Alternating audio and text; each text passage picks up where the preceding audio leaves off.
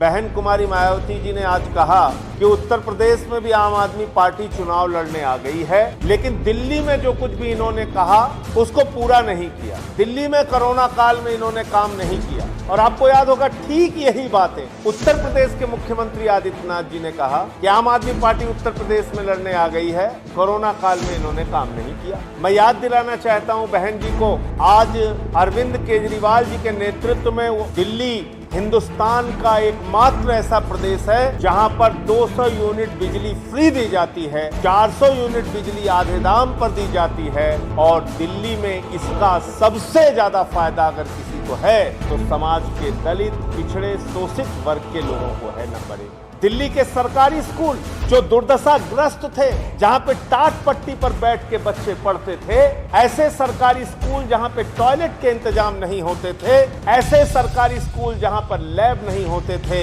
ऐसे सरकारी स्कूलों में आज एयर कंडीशन कमरे बनवाने का काम, स्विमिंग पूल का निर्माण कराने का काम, एथलीट और हॉकी के ग्राउंड बनाने का काम, विश्व स्तरीय शिक्षा देने का काम अरविंद केजरीवाल की सरकार ने दिल्ली में किया। और इसका भी सबसे ज्यादा फायदा समाज के दलित, पिछड़े, शोषित, वंचित वर्ग के लोगों को हुआ। दिल्ली की सरकार ने अरविंद केजरीवाल जी के नेतृत्व में माताओं बहनों के लिए बस की यात्रा फ्री की। और पहले जाकर पूछ लीजिए, मजदूर वर्ग की माताएं बहनें जो मजदूरी का काम करती थी या दूसरे के घरों में जाकर काम करती थी, उनका महीने का 1000-1500 रुपए सिर्फ और सिर्फ बस के किराए में खर्च होता था। एक ऑटो वाले की बेटी, एक रिक्शे वाले की बेटी, एक झुग्गी में रहने वाले की बेटी स्कूल और कॉलेज अगर उसको बस से जाना पड़ता था तो बाप को अपनी जेब देखनी पड़ती थी कि किराए का इंतजाम है कि नहीं है, बेटी हमारी कॉलेज बस से जा पाएगी या पैदल जाना पड़ेगा। केजरीवाल जी की सरकार ने माताओं बहनों के लिए बस की यात्रा जब फ्री की,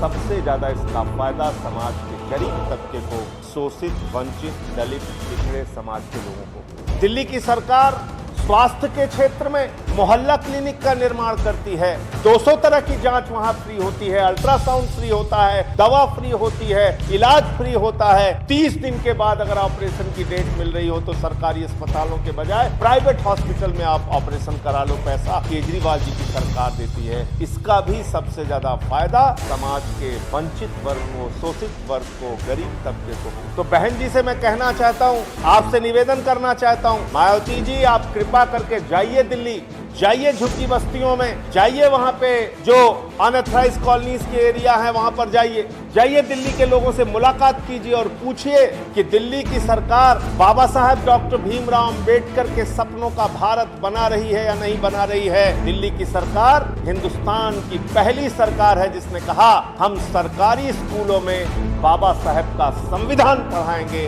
हम डॉक्टर बाबा साहब भीमराव अंबेडकर के रास्ते पर चलने का काम।